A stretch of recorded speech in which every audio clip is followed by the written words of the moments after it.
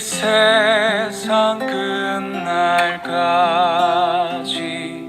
주 섬겨 살리니 내 친구 되신 주여 늘 함께 하소서.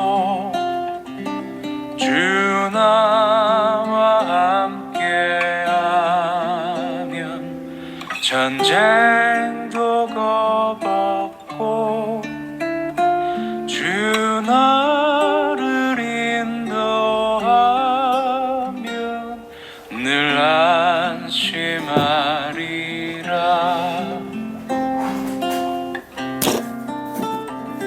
나 주를 따를 때에 주 약속하신 것. 샬롬, 반갑습니다. 오늘 4월 7일 사순절 말씀 묵상. 오늘은 벌써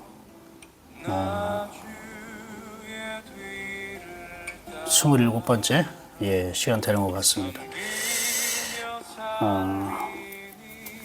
오늘도 이번 주도 주님이 주신 그 말씀으로 주님과 함께 한 걸음 한 걸음 걸었으면 좋겠습니다. 기도하겠습니다. 하나님 감사합니다. 오늘도 좋은 날씨 주셨습니다. 또 우리에게 이 세상을 바라보고 또 하나님이 주신 시간과 또 공간 안에서 우리가 열심히 살 수 있도록 인도하여 주시니 감사합니다. 하나님, 우리가 그동안 하나님의 뜻이나 우리가 하나님을 예배하는 삶, 그것에 대해서 우리가 많이 또 관심도 갖고 또 알기를 원하고 살아왔습니다. 그리고 하나님께서 때때로 그에 맞는 은혜를 주셨습니다. 이제 지금은 더 하나님의 뜻에 대해서 그리고 우리의 삶 속에 임재하신 하나님과 동행하는 삶에 대해서 더 많이 누리고 또 느끼고 함께하고 싶습니다. 아들이 아버지와 함께하고 싶은 마음, 그 마음입니다. 주께서 저희들에게 축복하여 주시고 오늘도 주님 평강의 길로 인도하여 주옵소서. 예수님의 이름으로 기도합니다. 아멘. 오늘은 누가복음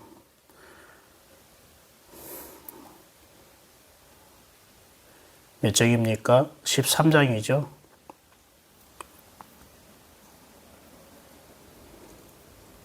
누가복음 13장. 오늘은 조금 짧은 구절입니다. 39절 말씀까지 있는 걸로 알고 있는데 35절입니다. 누가복음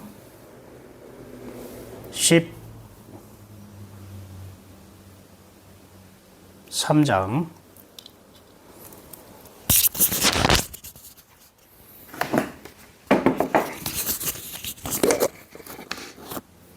자, 성경 어떻게 읽는다고요? 눈으로 읽고 귀로 듣고 머리로 생각하고 마음으로 느끼고. 근데 하나 더 있어요. 막 눈으로 읽고 귀로 듣고 입으로 말하고. 성경 읽을 때에 입으로 말하는 것만큼 굉장히 효과적인 게 없습니다. 자, 함께 듣도록 하겠습니다. 누가복음 13장. 13장. 그때 마침 두어 사람이 와서 빌라도가 어떤 갈릴리 사람들의 피를 그들의 제물에 섞은 일로 예수께 아뢰니 대답하여 이르시되 너희는 이 갈릴리 사람들이 이같이 해 받음으로 다른 모든 갈릴리 사람보다 죄가 더 있는 줄 아느냐? 너희에게 이르노니 아니라. 너희도 만일 회개하지 아니하면 다 이와 같이 망하리라. 또 실로암에서 망대가 무너져 치여 죽은 18사람이 예루살렘에 거한 다른 모든 사람보다 죄가 더 있는 줄 아느냐? 너희에게 이르노니 아니라. 너희도 만일 회개하지 아니하면 다 이와 같이 망하리라. 이에 비유로 말씀하시되 한 사람이 포도원에 무화과 나무를 심은 것이 있더니 와서 그 열매를 구하였으나 얻지 못한지라. 포도원 지기에게 이르되 내가 3년을 와서 이 무화과 나무에서 열매를 구하되 얻지 못하니 찍어버리라. 어찌 땅만 버리게 하겠느냐? 대답하여 이르되 주인이여 금년에도 그대로 두소서. 내가 두루 파고 거름을 줄이니 이후에 만일 열매가 열면 좋거니와 그렇지 않으면 찍어버리소서 하였다. 하시니라. 예수께서 안식일에 한 회당에서 가르치실 때에 18해 동안이나 귀신 들려 앓으며 꼬부라져 조금도 펴지 못하는 한 여자가 있더라. 예수께서 보시고 불러 이르시되 여자여, 내가 네 병에서 놓였다. 하시고 안수하시니 여자가 곧 펴고 하나님께 영광을 돌리는지라. 회당장이 예수께서 안식일에 병 고치시는 것을 분내어 무리에게 이르되 일할 날이 엿새가 있으니 그동안에 와서 고침을 받을 것이요 안식일에는 하지 말 것이니라. 하거늘 주께서 대답하여 이르시되 외식하는 자들아, 너희가 각각 안식일에 자기의 소나 나귀를 외양간에서 풀어내어 이끌고 가서 물을 먹이지 아니하느냐? 그러면 18해 동안 사탄에게 매임받은 이 아브라함의 딸을 안식일에 이 매임에서 푸는 것이 합당하지 아니하냐? 예수께서 이 말씀을 하시매 모든 반대하는 자들은 부끄러워하고 온 무리는 그가 하시는 모든 영광스러운 일을 기뻐하니라. 그러므로 예수께서 이르시되 하나님의 나라가 무엇과 같을까? 내가 무엇으로 비교할까?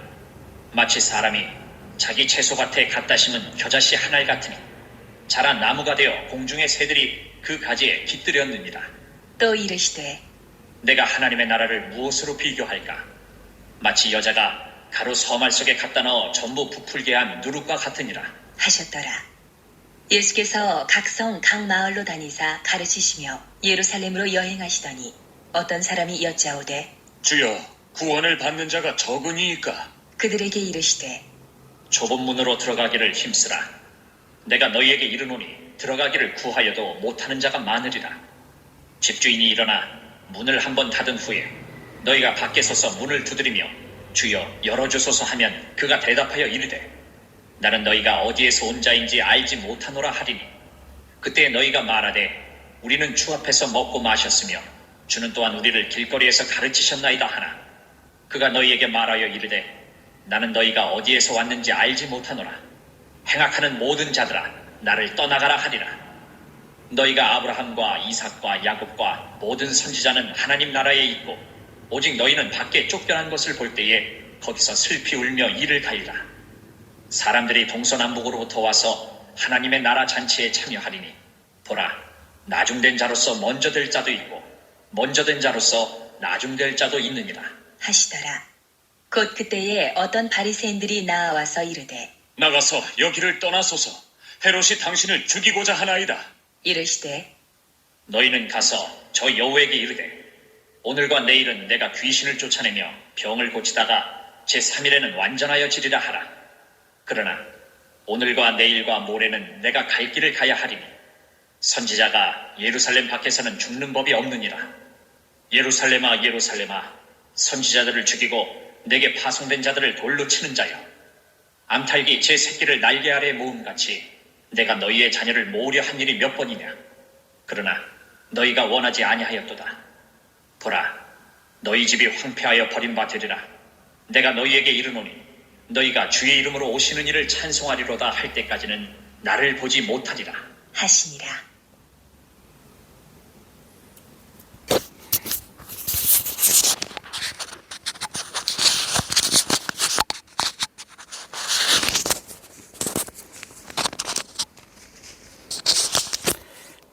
(13장) 우리가 함께 나눴습니다.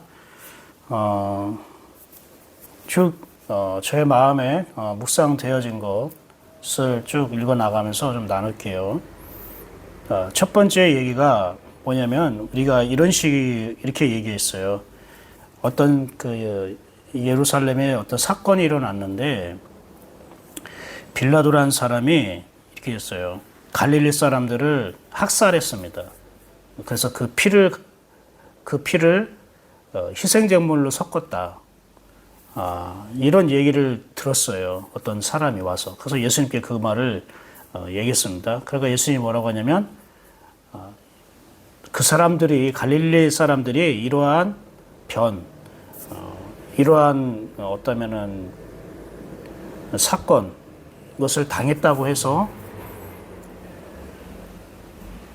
너희가 그들보다 더 큰 그들이 다른 사람들보다 더 큰 죄인이라고 생각하니? 이렇게 물어본 거예요. 그런 거 있잖아요. 어떠한 사건이나 어떤 사고,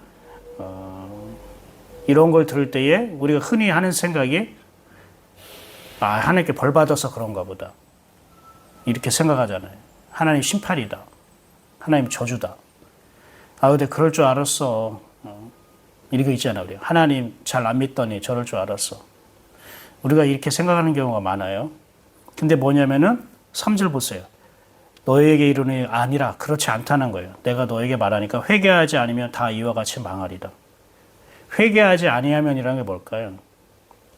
이거 회개라는 건 무슨 뜻이라고 했죠? 뭐 죄를 막 고백하고 잘못했습니다. 용서해 주세요. 이게 아니라고 했죠. 이거는 그냥 고백 자백이고 회개는 내가 주님의 마음과 생각으로 돌아가는 게 회개라고요. 변화되는 게 회개라고요. 주님을 만나는 것. 주님을 만나는 게 회개예요. 그러니까 너희도 주님을 만나지 않으면 다 이와 같이 망하리라. 그럼 주님을 만나지 않으면 주님께 돌아가지 않으면 이런 심판이나 저주나 사건 사고가 생긴다는 겁니까? 그게 아니라는 거예요. 이거는 여러분 주님을 만나지 않아서 이 사람들 아니면 더 내가 다른 사람보다 죄가 더 많아서 저주를 받는 것을 얘기하지 않아요. 우리에게 일어나는 사건이나 우리에게 일어나는 일들을 그렇게 바라보면 안 돼요. 여러분 이거는 결과론적인 거예요. 그러니까 어떤 안 좋은 일이 일어나니까 하나님 잘못 믿어서 그러나 보다. 교회 안 다니고 예배 빠지고 그렇게 저렇게 교만하게 살더니 저렇게 하나님 벌 줬나 보다. 그래서 사업도 실패하고 병들고 하늘마다 잘 안 되고 그러나 보다. 여러분 이렇게 결과론적으로 그렇게 생각하는 건 되게 교만한 거예요. 되게 위험한 겁니다. 신앙생활에서 되게 안 좋은 그런 습관입니다. 만약에 어떤 사람이 사업도 잘 되고 자녀도 잘 되고 하는 일마다 잘 돼요. 그러니까 교회 열심히 다니더니 저렇게 하나님께 축복받는구나. 이게 다 뭡니까? 결과론적인 거잖아요. 인생이 다 결과론적으로 평가하면 되게 곤란합니다. 되게 곤란하다고요. 그러니까 우리나라에도 여러 가지 전쟁이 있었고 식민지 치하도 있었고 끊임없는 사건 사고가 있잖아요. 그러면 이게 하나님이 다 벌 주고 우리 저주를 내린 겁니까?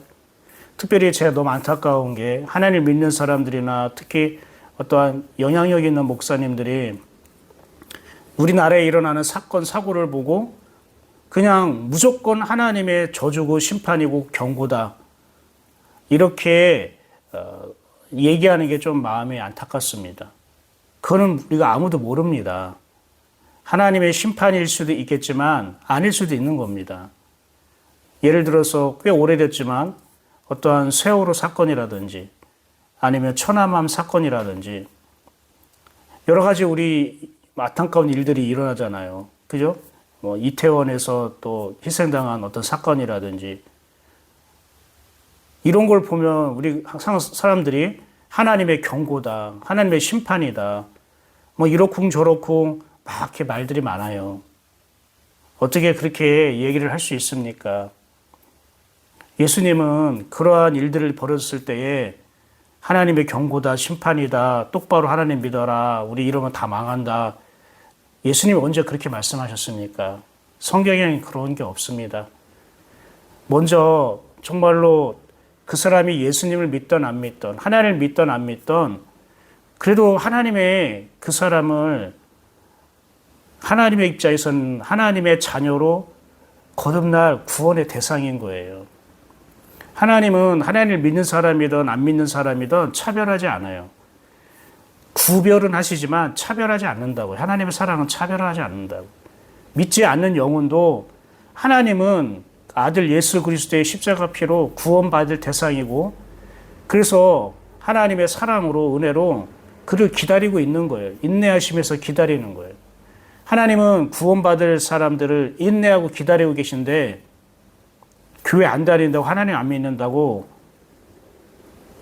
어떤 사건을 일으키고 어떤 질병을 일으키고 그래서 이렇게 심판하시고 그렇게 저주하십니까? 그건 하나님의 성품이 아닙니다. 결코 우리가 그런 현혹된 말에 이렇게 선동질하는 그러한 설교에 여러분 속아 넘지 마십시오. 하나님의 근본적인 마음은 사랑이고요. 하나님부터 오는 것은 선한 빛이고요.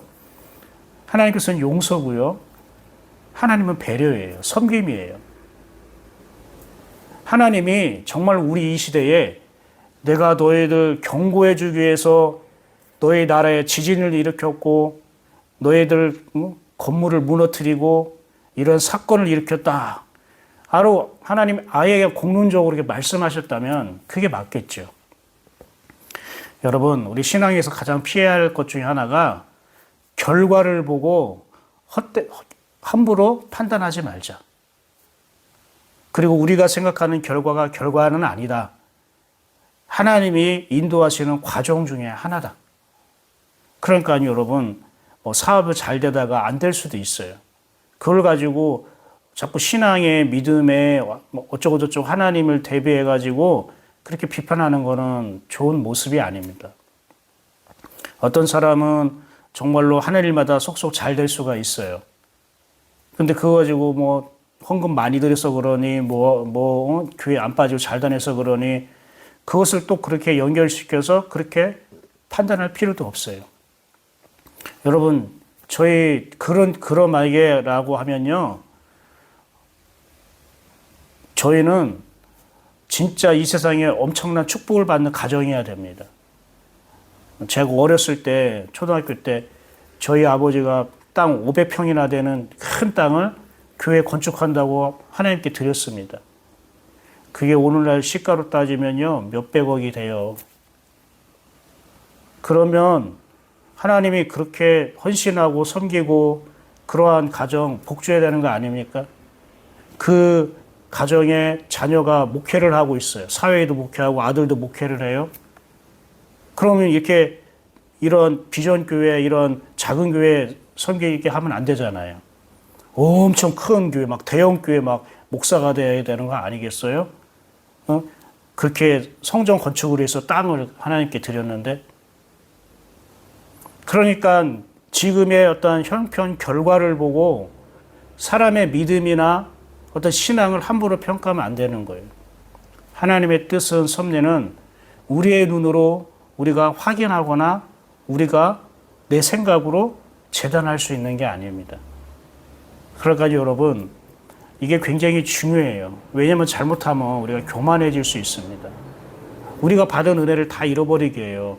내가 받은 은혜를 잃어버리게 하는 거는 외부에 있지 않아요. 내 안에서 일어나요. 내 안에 있는 판단, 내 안에 있는 교만, 내 안에 있는 게으름, 이게 하나님의 받은 은혜를 다 까먹게 하는 것입니다. 오늘 예수님이 또 이렇게 얘기를 해요. 4절 보세요. 실로암 망대에서 무너져 치어 죽은 18사람이 예루살렘에 거한 다른 사람, 모든 사람보다 죄가 더 있는 줄 아느냐? 그러니까 실로암에 망대가 있어요. 탑이 있어요. 탑. 그런데 그게 무너져가지고 무려 18명이나 죽었대요. 이거 대형 사건 아닙니까? 근데 예수님이 그 사건을 보고 뭐라고 하냐면, 예루살렘에 사는 다른 사람보다 그들이 더 많이 죄를 져서 그런 사고가 일어난 줄 아느냐? 근데 5절에 뭐라 합니까? 그렇지 않다. 내가 다시 한번 너에게 말한다.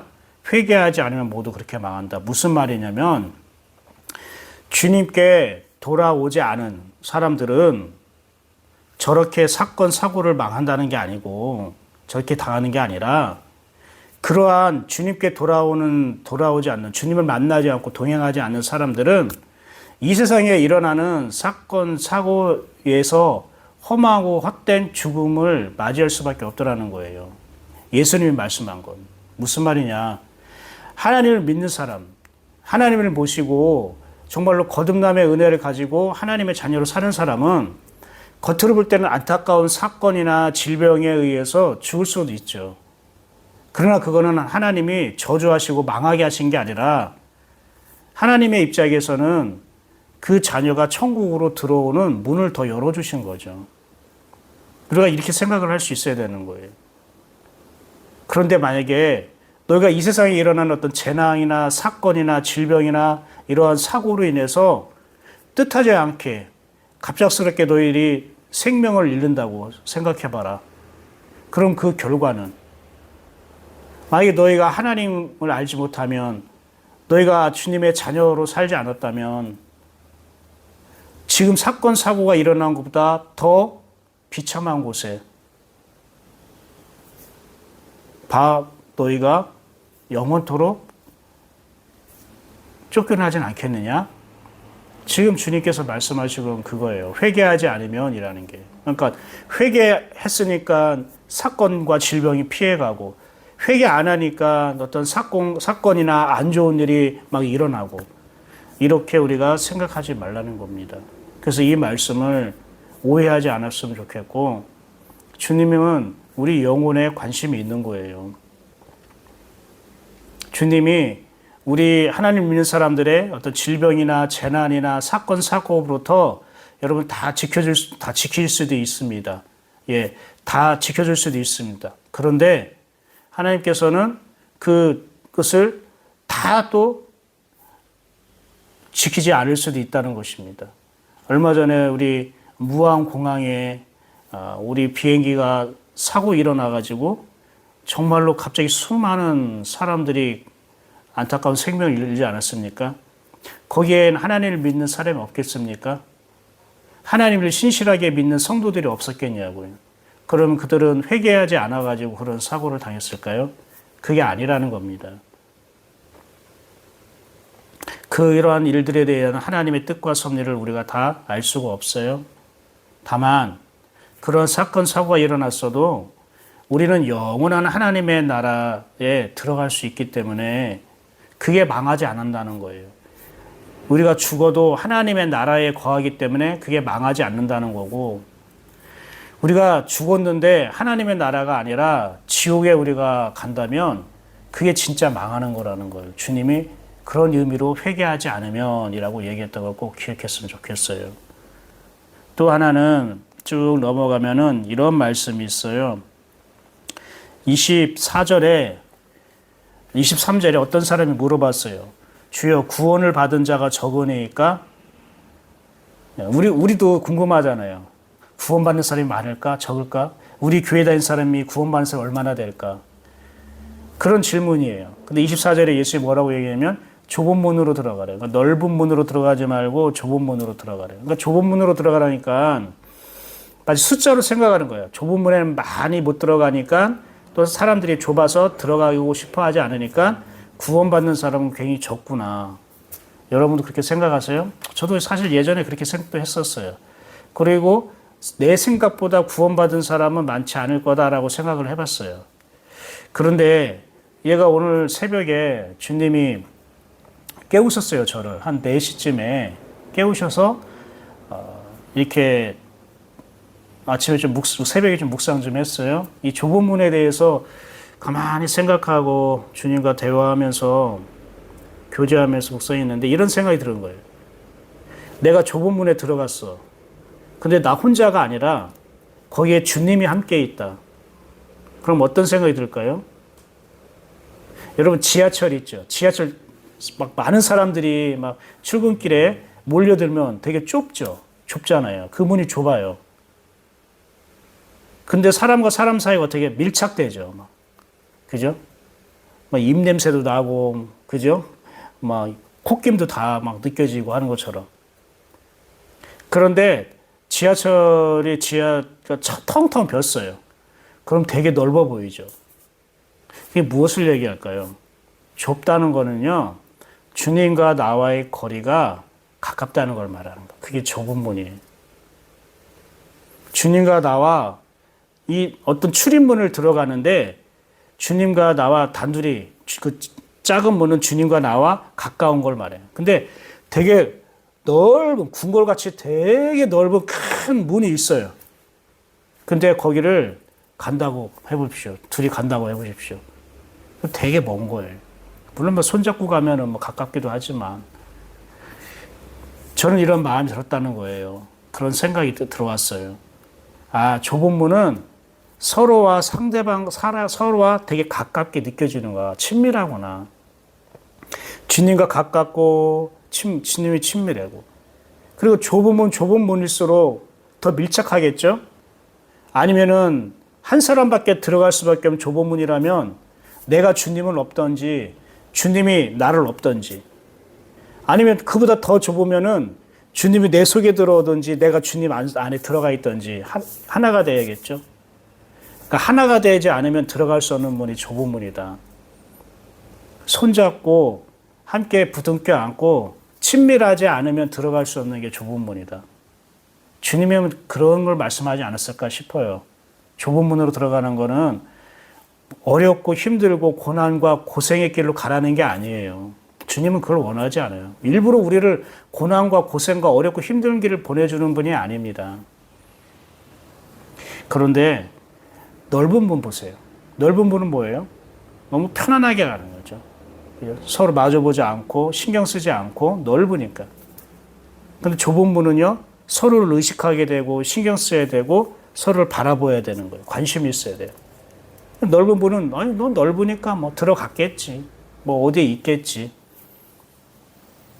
이런 생각이 들어버리는 거예요. 넓은 문은 주님을 인식할 수 없는, 가까이 하지 않는 그런 길이고, 좁은 문은 주님을 느끼고 주님과 호흡하고 주님과 마주하고 주님과 친밀한 그런 관계. 주님을 알고 만나고 친밀한 사람이 하늘나라에 들어가는 거죠. 구원받는 거죠. 주님도 모르고 주님이 어디에 있는지 모르고 그냥 길이 넓네. 문이 넓네. 이렇게 한다고 해서 그 사람이 교회 다닌다고 해서 구원받는 건 아니라는 거예요. 저에게는 이 좁은 문이라는 단어가 좀 오늘 되게 새롭게 신선하게 느껴져서 이러한 생각을 주신 하나님께 참 감사하는 그런 시간을 보냈습니다. 그리고 마지막 34절 볼까요? 예수님의 마음이 이렇다는 거 우리에게 알려주세요. 암탉이 제 새끼를 날개 아래에 모음같이 하나님이 우리를 자기 새끼로 보고 날개로, 암탉이 날개로 자기 새끼를 모은 것이 우리를 그렇게 모은대요. 그런데 너희의 자녀를 모으려 하는 일이 몇 번이냐? 그러나 너희가 원하지 아니하였도다. 너희가 원하지 않아야 해요. 그러면서 보면 보라 너희의 집이 황폐하여 버림바 되리라. 너희의 집이 황폐하다는 것은 우리 뭐 사업이나 우리 일이나 이걸 말하는 게 아니라 내 영혼이 공허하고 그 내 영혼이 헛되고 내 영혼이 그러니까 답답하고 이런 걸 말하는 거예요. 그 내 영혼이 황폐하고 헛되고 공허하다는 것은 주님이 은혜를 주지 않아서 그런 게 아니라 내가 너희를 은혜를 주고 사랑과 은혜로 품으려고 했는데 네가 내 품에 들어오는 나의 손길을 거부해서 그래요. 즉 네가 나를 거절해서 네가 지금 너의 마음이 황폐하고 지금 너의 마음이 걱정하고 두려움과 불안해 있는 거야. 나는 항상 너를 내 손으로 내 가슴에 품고자 팔을 벌리고 있었단다. 자, 오늘 말씀을 이제 마무리하겠습니다. 여러분, 주님의 마음은 이거예요. 암탉이 제 새끼를 날개 아래 모으려고 하는 이 사랑이 주님이 우리를 향한 마음이에요. 근데 우리가 일어난 어떤 사건, 사고, 어떤 질병, 이런 결과를 보고 하나님의 사랑을 의심하거나 아니면 함부로 우리가 판단하는 어떤 교만한 생각을 가져서는 안 될 것입니다. 무엇보다도 주님은 우리와 가깝게 하기를 원하고 함께 호흡하기를 원하고 함께 걷기를 원해서 좁은 문이라는 곳으로 인도합니다. 왜? 그래야 더 가까워질 수 있으니까. 근데 우리는 그 주님의 손길, 가까이 하는 거 불편해요. 내 인생에 너무 가까이 안 왔으면 좋겠는데, 너무 내 생각에, 내 인생의 계획에 너무 이래라 저래라 주님께서 참견 안 했으면 좋겠는데 하면서 그냥 멀리 떨어져 어느 정도 거리를 두길 원해요. 그게 넓은 문으로 가는 거예요. 사랑하는 여러분, 이번 주에 좁은 문으로 들어가게 하는 그 주님의 인도하심을 여러분 생각하면서 그분을 찬양하시기 바랍니다. 감사하시기 바랍니다. 어렵고 힘든 일이 생길 때에 우리는 좁은 문으로 들어가게 하시는 거예요. 더 가깝게 느껴서 주님의 사랑 품 안에 거하셔서 우리를 치유하고 회복시키려고요. 이번 주에도 주님이 주신 날마다의 그 매일매일의 묵상, 양식을 통해서 우리가 주님을 더 알고 또 우리가 더 주님의 빛 가운데에 우리가 살아갔으면 좋겠습니다. 기도하겠습니다. 주님 감사합니다. 오늘 주신 말씀을 통해 다시 한번 우리 자신을 보게 하시고 또 주님의 마음도 알게 하시니 감사합니다. 하나님, 우리는 너무나 내 인간적인 생각으로 남을 판단하고 정죄하고 또 이 세상을 보고 내 방식대로 평가하는 것 같습니다. 주님, 주님의 오늘 주신 말씀을 마음에 새기고 주님과 더욱더 가까이 갈 수 있는 그 좁은 문으로 들어가는 데에 주저하지 않을 수 있도록 도와주시고 나를 가까이 두시고자 하는 주님의 손길을 우리가 거절하지 않는 그러한 믿음도 허락하여 주시옵소서. 오늘도 우리 예인교회 성도들 곳곳에서 일할 때에 누군가를 만날 때에 또 먹고 마시고 만나는 모든 순간순간 성령님께서 임재하여 주시고 그들에게 가르치시고 생각나게 하시고 그리고 깨닫게 하여 주셔서 주님의 몸 되어 사는 그 기쁨을 누리게 하옵소서. 그리하실 하나님을 찬양하며 예수 그리스도 이름으로 기도드렸습니다. 아멘. 수고했습니다. 오늘도 좋은 하루, 복된 하루 되십시오. 저는 내일 아침 9시에 또 뵙도록 하겠습니다. 샬롬.